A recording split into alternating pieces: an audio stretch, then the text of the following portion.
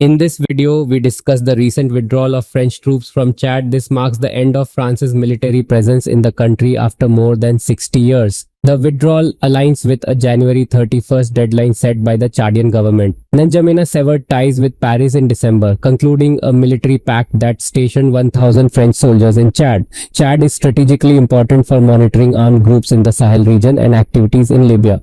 This withdrawal is part of a broader trend in West and Central Africa.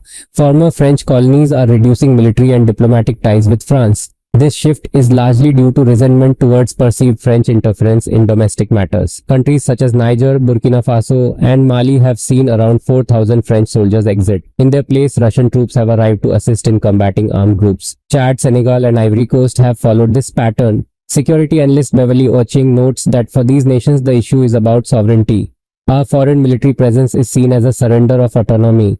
Resentment towards France has roots in colonial history. Protests have erupted across cities like Abidjan and Niamey, blaming France for political interference and instability. Despite military withdrawals, analysts suggest that France retains influence. This influence is evident in the widespread use of the French language and the common currency among former colonies.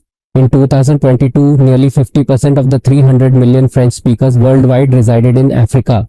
The Democratic Republic of the Congo has the largest French-speaking population outside France. Language adapts to local cultures. For instance, in Cameroon, mixed phrases are common. However, official communication remains in standard French even in countries like Mali, where the military government has downplayed its status. In 2018, President Emmanuel Macron launched initiatives to promote French language education in Africa. He proclaimed that French could become the #1 language in Africa.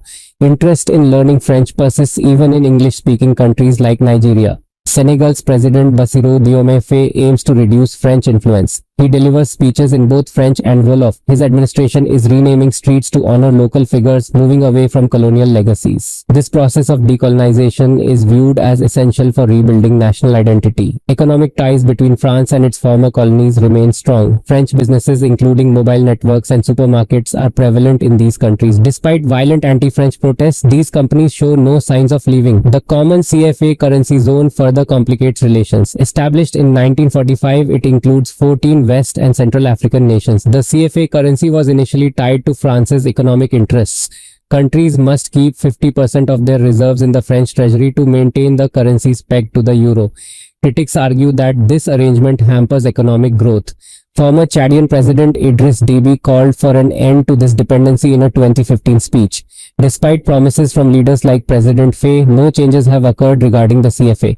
His administration has continued close ties with Western financial institutions. This reluctance may stem from fears of French retaliation. Historical incidents such as Operation Persil in Guinea illustrate the potential consequences of defiance. Efforts to establish a new local currency in West Africa face challenges. The Economic Community of West African States aims to create a common currency to rival the euro. However, progress has been slow and French influence is often cited as a hindrance. In response to these developments, France is adapting its strategy in Africa. Plans include reducing troop presence in countries that have not expelled French forces, such as Gabon. Jean-Marie Bockel, Macron's special envoy to Africa, stated that France seeks to maintain access while respecting local aspirations. France is also strengthening ties with former British colonies like Nigeria and Kenya. These nations do not share the same historical grievances towards France. In December, Macron welcomed Nigerian President Ahmed Tinubu, using pidgin English to encourage goodwill. As the geopolitical landscape shifts, the dynamics between France and its former colonies continue to evolve.